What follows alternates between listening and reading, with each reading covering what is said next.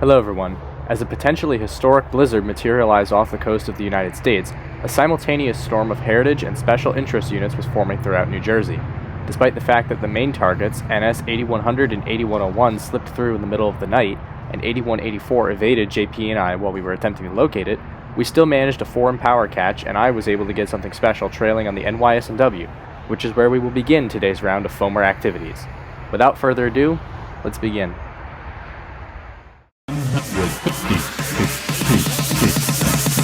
150, 40, 30, 20, 10.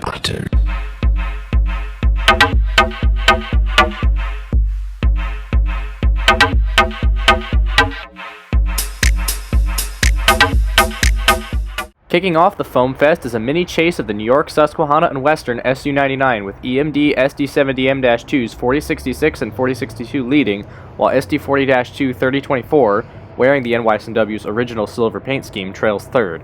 All three units came to the Suzy Q from Norfolk Southern in late 2020.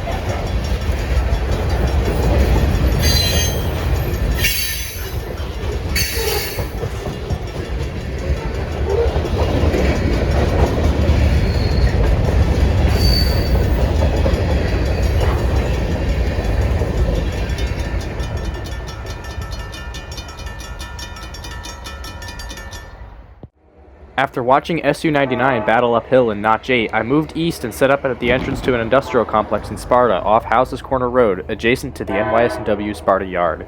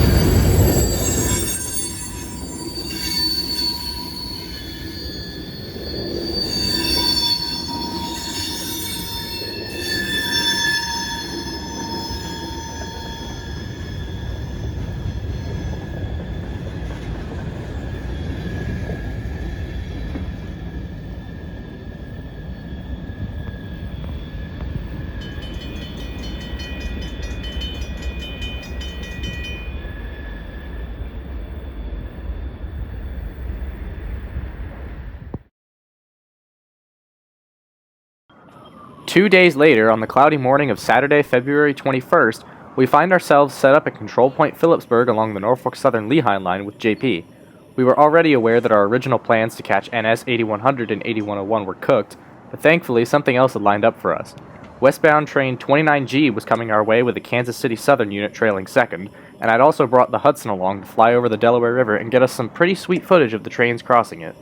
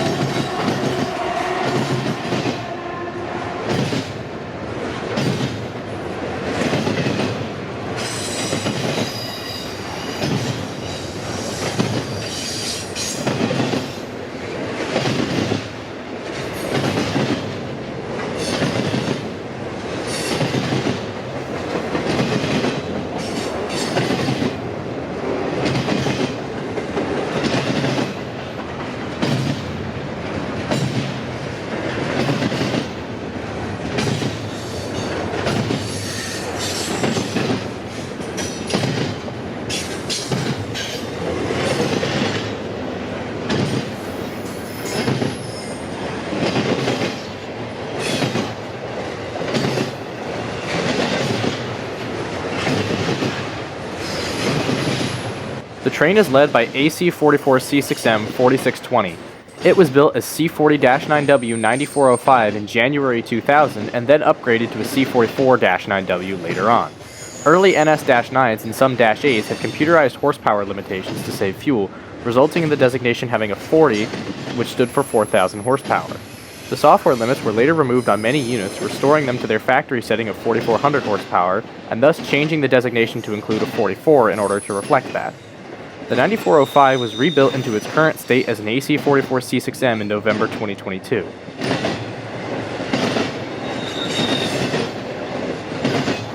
KCS 4870 is an ES-44AC and was built in April 2015. Technically, this unit is lettered for KCS subsidiary Kansas City Southern de Mexico, which operated KCS trackage in the country up until the Canadian Pacific merger in 2023. CPKC is the first and only single-line transnational rail carrier to connect to the United States, Canada, and Mexico. Most KCS and Canadian Pacific units are still wearing the paint schemes of the original companies, and they won't be disappearing for a while because CPKC has a massive undertaking on their hands to repaint the whole fleet, which could take a decade or more. As you can probably tell by now, 29G is an intermodal train. It travels between the Croxton Intermodal Terminal in Croxton, New Jersey, and the 47th Street Yard in Chicago, Illinois.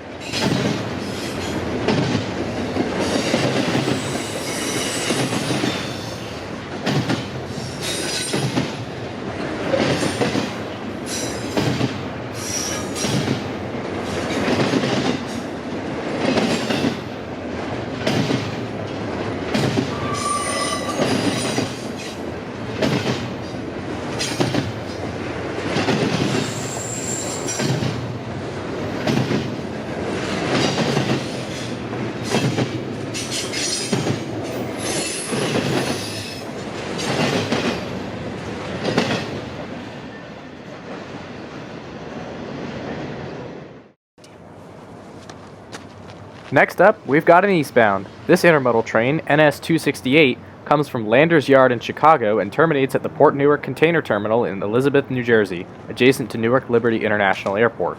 The power is a typical pair of GE Y-cabs. 68 clear, Phillipsburg, Maine, 1 east up.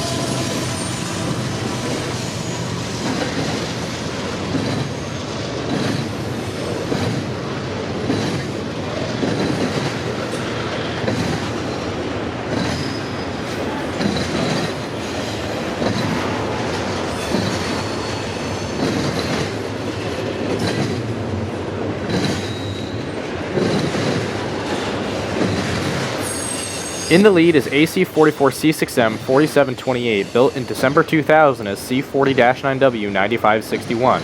The locomotive was placed in service on December 18, 2000. After being upgraded to a C44-9W at some point, the 9561 was rebuilt to an AC-44C6M in November 2023. The trailing unit, NS-7642, was built in March 2007 and entered service on April 14, 2007. She is an ES44DC, despite the fact that the designation on the cab says that the locomotive is an ES40DC. The ES40DC features the same computerized horsepower limitations as the Dash 9s, though many have since been upgraded just as the Dash 9s were. There is talk that NS will start a rebuild program for their GEVOs like this one that are equipped with direct current or DC electric traction motors and upgrade them to alternating current, similar to the DC to AC conversions done in the AC44C6M and SD70ACC programs. Traction motors are housed in the trucks or wheel frames of a diesel locomotive. They are what actually provides the torque to turn the wheels, as they are powered by electricity generated by the engine, also called the prime mover. Direct current is when the electricity generated by the engine and alternator is sent straight to the traction motors as a one-way flow. With alternating current, the electricity is sent through an inverter, which, in the case of the AC44C6M, uses magnetic induction to create three-phase AC power, or a back-and-forth flow. That makes the electricity generated work like a river pushing a water wheel. In DC motors, the electricity piles up in the center of the motor because it only goes one way, and generates massive heat from the friction caused by the parts of the motor that contact other moving components. In an AC motor, there are no contact components, and the electricity creates a rotating magnetic field because of how fast it oscillates back and forth. Therefore, AC motors are more durable, less prone to overheating, and require less maintenance.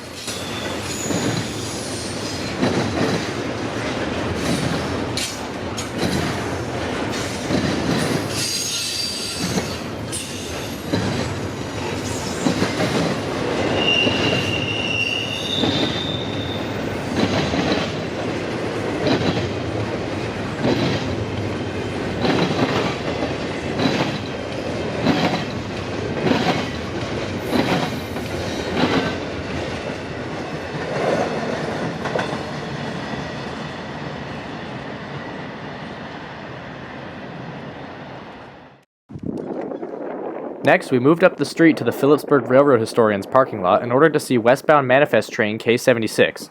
As an added bonus, a super friendly crew was in charge of it today, and they gave us a horn show. Thanks if you see this.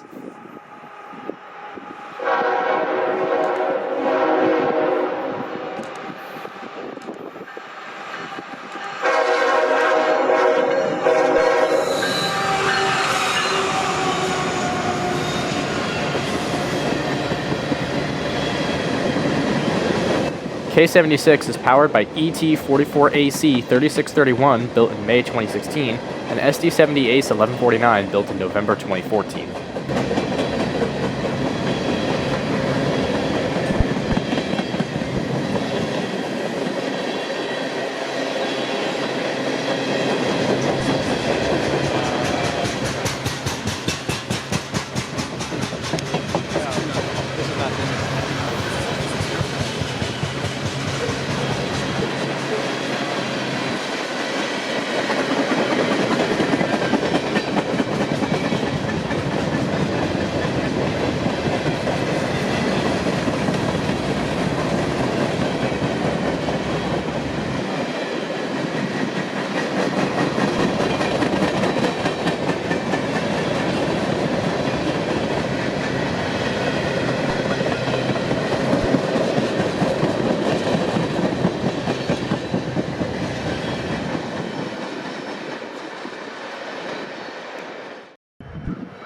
After that, we crossed the Delaware and had lunch in Easton before heading over to River Yard in Allentown, Pennsylvania, attempting to locate the freshly painted NS8184 wearing the new executive scheme.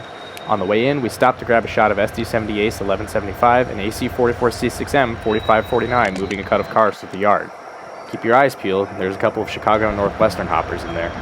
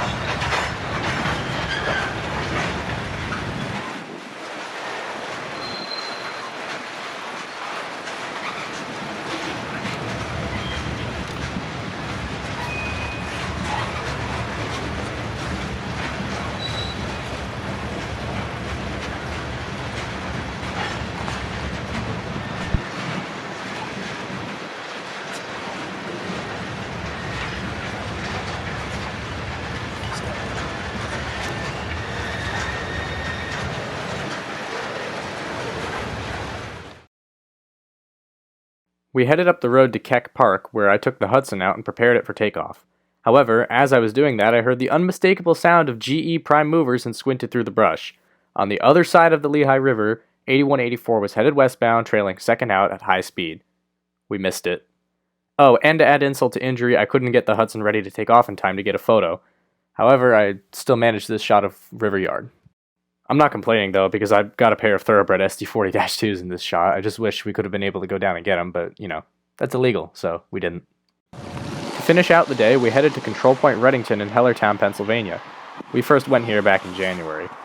Anyway, a few minutes after we arrived, a green signal lit up for an eastbound.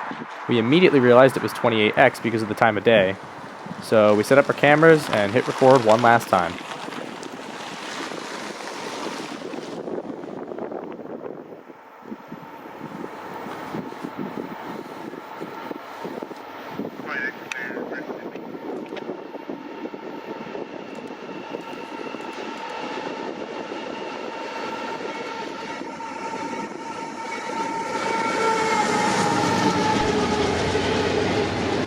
In the lead is AC-44C6M 4336, built as -9 9037 in February 1997 and rebuilt in April of 2020. Trailing is SD-70 Ace 1030, which is an interesting one. Built in October 2011, the 1030 was on display on July 4th, 2012 when NS unveiled its Heritage fleet to celebrate their 30th anniversary. The front number boards were replaced with ones that read 1982 and 2012. Some have referred to it as the Forgotten Heritage Unit. Pretty cool to see this obscure ace.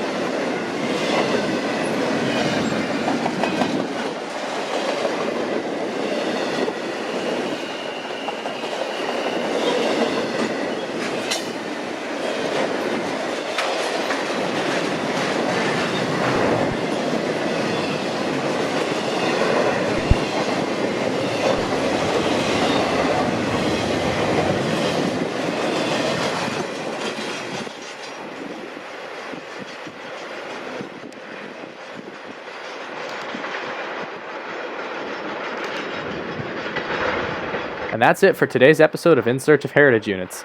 Even though it didn't go according to plan at all, it was still a great show. But those NS units won't slip through my grasp forever. Anyway, please subscribe and help support the channel. We're only 7 away from 800 subscribers, and I'm trying to hit 1,000 before the end of 2026. It's a tall order, but we can do it. Thanks for watching, God bless you, and have a good day.